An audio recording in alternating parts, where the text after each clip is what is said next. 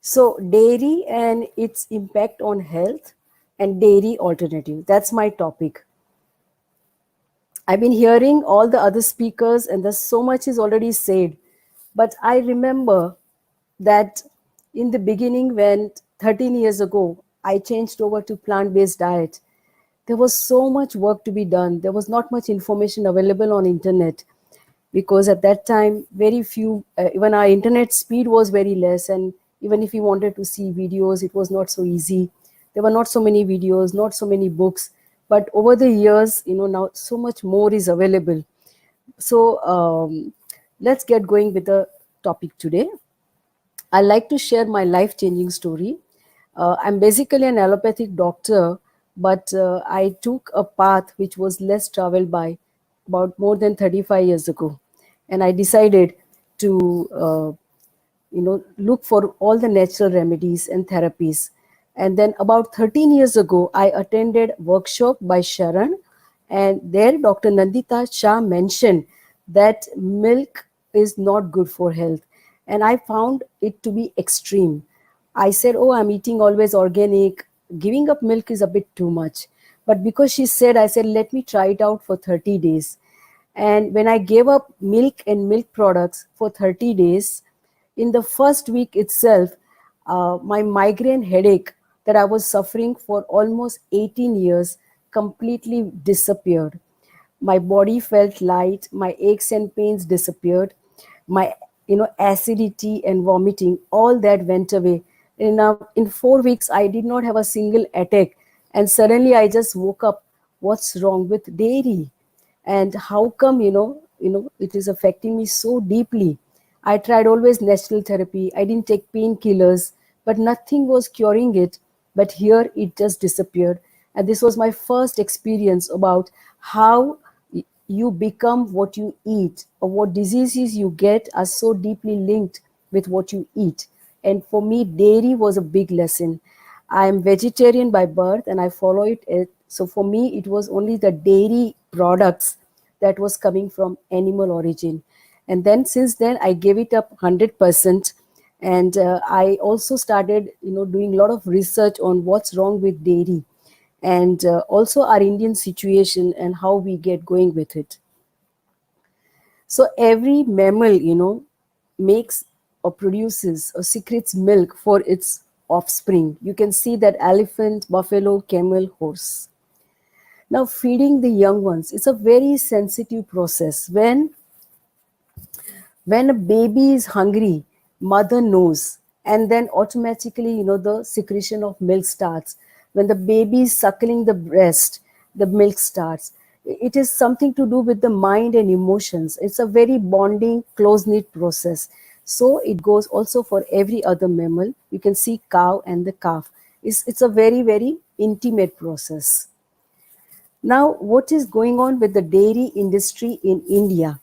Earlier, about 50 years ago, it wasn't so organized. Generally, somebody had one or two cow at home, and they will have ghar ka milk, and there was no refrigeration, and there was not so much of organized industry, and all the milk was consumed. Only very few could afford having cow and have milk. Rest of the people didn't have so much of milk because they were poor and did not have it. Then there was also whatever was left over was converted into butter and ghee, and that is how it was going on. And usually we had deshi cow. Then we have so much of stories of Lord Krishna who ate makhan, or stole makhan and the butter, and all those stories. So many sweets that we make in puja, and that is shira, has ghee in it. There's panchamrut, which has got also some dairy products. It is so intimately woven in our lifestyle, in particularly in Indian subcontinent. Also, our morning tea or coffee have to have some milk in it, and you can think that majority of the people in this country definitely have one of these drink, and so they have dairy consumption linked with it. Also, if you are in, say, Punjab, then you have some paneer. If you are in Bengal, then you are having some Rasagulla. If you are in Kutch, Gujarat, then you have to have your buttermilk. And if you are in Chennai, then maybe you are going to have curd rice. So all dairy products are very much in our everyday meal, and we are almost dependent or addicted to it. Also, Ayurveda is recommending many of the dairy products, and also many preparations, use ghee in it. And so we are also consuming these in remedies. Now, what happened in 1970? It was called as White Revolution, which started with Dr. Kurian, and it was sponsored by the government, and it was one of the world's biggest dairy program, and it transformed India from a milk deficient nation into our world's largest milk producer. So this is what has happened in last 40 years. We are now number one in the world. This is what happened when the dairy industry got organized, milk got collected, there was a proper packaging, processing, pasteurization. Even now there is homogenization, and maybe the milk, is also converted into powder, and many other milk products like ice cream and cheese. All these got neatly packed and available. Now, India is the largest producer, as I already mentioned before, and our share is very high. It's about 22% of the dairy across the globe. And now, as all these things are available in the supermarket, you can see there's so much is available.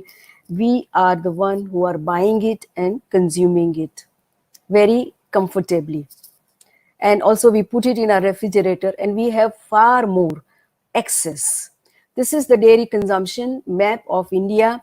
Average about 355 grams per day per person is our milk consumption, or any milk products. Now, really, what is in a glass of milk? Let's think it over. All the time we are, told that, oh, milk, if you don't drink milk, how will you grow up? You must drink milk. Milk is strength. Milk must be, taken. And if you don't have money, you still borrow, do something, but you must have milk. Milk is superfood. This is what is the program. But what has changed now in last 40 years? What's really in that glass of milk? So quickly, I'll just mention, it's like a lot of 1.135 million pus cells. That is, permissible limit. There's blood, there is feces, a lot of painkillers, antibiotics, growth hormones, bacteria and pathogens, and there's IGF-1. There's also acidic protein, which leaches minerals and calcium from the bone. And there is casein, that is the milk protein, which is linked with cancer. So this is what now the glass of milk contains. This is a very general chart which is comparing cow's milk with the buffalo's milk with the human milk. This chart I want you to know because the protein content of each of this is different. And the reason is very simple, because cow is making the milk for her calf. Same goes for buffalo, and human milk for our own baby. And it is exactly as per the requirement of the offspring. So the baby calf is growing very fast and is becoming 200 kilo in 1 or 1.5 years. And therefore, the protein requirement is very high because the growth is very fast. Whereas human baby is going to triple birth weight in the first year of life, and after that, the growth slows down. So even in the first year of life, when baby is given breast milk, the protein content is only 1.1 gram. So it's still very low as compared to the cow milk, which is much higher in protein. The other things are decently comparable, but this is also the calcium is always higher in cow milk, also in the buffalo milk, but very less in human. But it is still, that is the appropriate and optimum for our baby. So if we take now the milk which is not meant for us, what can happen? So there are 10 great reasons that I would like to mention that why one should ditch dairy products.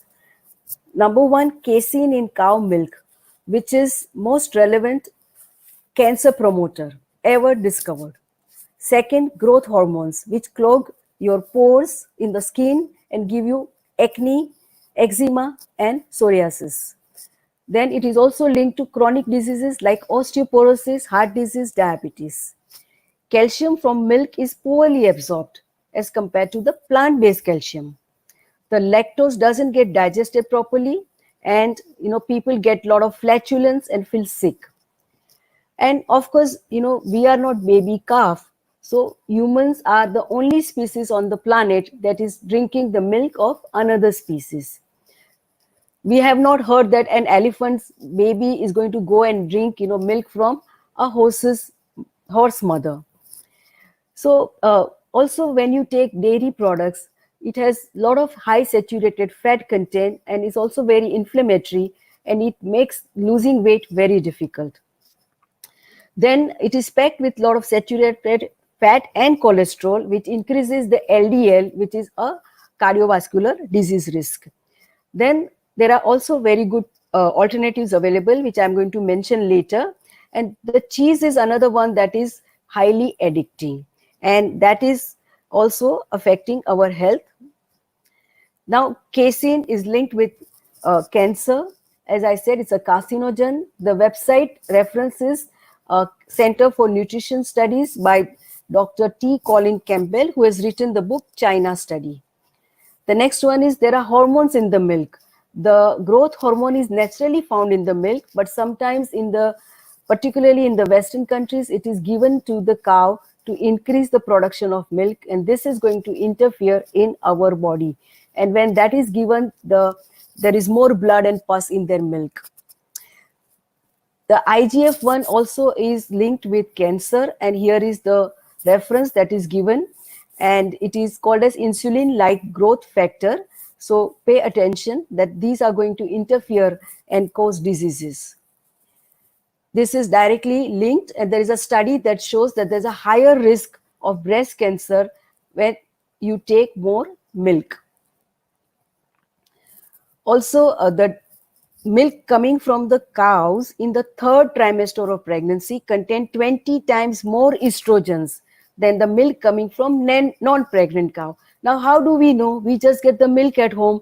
We don't know whether she was pregnant and also lactating at the same time, which is the industry norm. So estrogens are very high in milk, and they are going to directly affect our health. There is saturated fat in milk, which is directly having link with heart disease. This is from the website pcrm.org, which has got all this data, and cheese is especially 70% fat, very, very hard on our body. Then there is increased risk for ovarian cancer and also prostate cancer. Also, it is linked with type 2 diabetes and Alzheimer's disease. So this is the saturated fat that is coming from the dairy product. This is responsible. Cow's milk also have, of course, cholesterol, and those who are on cholesterol lowering drugs, pay attention, because whole cow's milk has 35 mg of cholesterol, and if you stop taking dairy products, your cholesterol will come down in just probably 21 days, and you may not need statins. Then essential fatty acids are required for brain development. Here is a small graph that shows that some essential fatty acids are more in human milk because we need it for our brain development. If you take cow milk, then this does not have those essential fatty acids. Then dairy animals are routinely given antibiotics. That's so bad because many of them are, milked with the machines, and there's constant injury, and there is mastitis, and there are a lot of this bacteria like staph and strep, and these, constantly require them to be given some or other antibiotics, and these get secreted into the milk. Now, what happens? We take that milk. I was one who was also taking the milk, and I never knew that I was taking so many different antibiotics via milk, and this makes the bacteria resistant in our body, and so superbugs are taking birth. One of the reason is overuse of antibiotics in animal farming or animal agriculture, which includes the dairy animals also. Then milk adulteration is very huge in our country. On and off, I keep reading these kind of stories, and even government has tested milk samples across India in every state, and they found that only 2 states had some decent quality of milk. Everywhere else it was adulterated, which is so stressful. And sometimes even artificial milk is produced where there is no dairy and there is no animal, there's just some factory or a plant where some kind of very toxic milk is produced. Also, that majority of our population, we do not have lactase enzyme to digest the lactose in the milk. So many people are lactose intolerant, and when they give up dairy products, they improve tremendously. British Medical Journal has published this study that says that when you consume milk, there is higher risk of fracture. Now, this is totally opposite to our concept when we are all the time told that drink milk for calcium, drink milk, have 2 glasses of milk. Here, this is the exactly opposite results, that you get more fractures and there is more osteoporosis. Also, milk is associated with so many different kinds of allergies. There are also autoimmune disorders, particularly Dr. Kumta already mentioned about type 1 diabetes, which is linked with cow's milk and via molecular mimicry. Then sarcoidosis also, is directly linked with dairy products. I know of a case of a doctor's wife who completely reversed her sarcoidosis by stopping the dairy consumption. Cheese addiction. Cheese has casein and it combines with morphine in the milk, which makes casomorphine, which is actually binding or bonding mother and baby. And in case when we take casomorphine in the dairy products, we get addicted to milk. And this is also linked with the PCOD or PCOS in women, and also insulin resistance. This is the website which is very informative. It is called as nutritionfacts.org by Dr. Michael Greger, which has got thousands of videos on the plant-based diet. And there are also very interesting videos on dairy and linked with cancer. And also there are articles over there that you can study with each research paper very clearly mentioned. The other very simple website is called as notmilk.com, which has got alphabetical list of all kinds of diseases and some link with dairy products. There are also other diseases that are transmitted by consuming milk, that is typhoid fever, diphtheria, dysentery. These are routinely known by us, and that is another extra risk. Which milk should I choose? So environmental point of view, even dairy is using too much of environmental resources, land and water, and also high emissions. Whereas if you see soy milk, rice milk, that is much better and is not having such environmental footprints. Now, the dairy, if you don't want to take dairy milk, then I have studied all these different plant-based milk. So it starts from coconut milk, almond milk, then oat milk, even peanut milk. There are about 20 different kinds of plant-based milk possible, and each of these can be used for different Indian recipes. There is also dahi possible, soy yogurt is also there. I have devised a very simple, much cheaper alternative, that is peanut and rice combination milk, and it goes very well with our Indian cooking. There are nut butters made from peanut, cashew, almonds, very easily, and these are whole because no fiber is removed, much healthier option than the dairy butter. Then dairy-free cheese, all kinds are possible. You can also have it nut-free if you like. Then also deshi ghee is possible, which is dairy-free. It is already available in the market, and we make it from the coconut also. Then dairy-free ice creams are also possible. So practically almost everything that is available in dairy, you can make it as dairy-free. And in fact, they are more delicious and they are in the whole form. Then there is this myth all the time, patients keep asking me, if I don't take milk, where will I get my calcium from? So this is really a myth that, dairy equal to calcium. There are many other foods that have higher calcium, but here I would like to just give a very quick chart of plant-based milk and the calcium. And you can see the last line where the calcium is almost comparable in all the plant-based milk. So you can get enough calcium from plant-based milk. That's the first note. Then here are some other foods like vegan foods, which has got more calcium than a cup of whole milk, are half cup of almond butter, or half cup of tofu, or 1 cup of soy yogurt, or 1 cup of just oats, or 2 tablespoons of sesame seeds. All of them have more calcium than 1 cup of whole milk.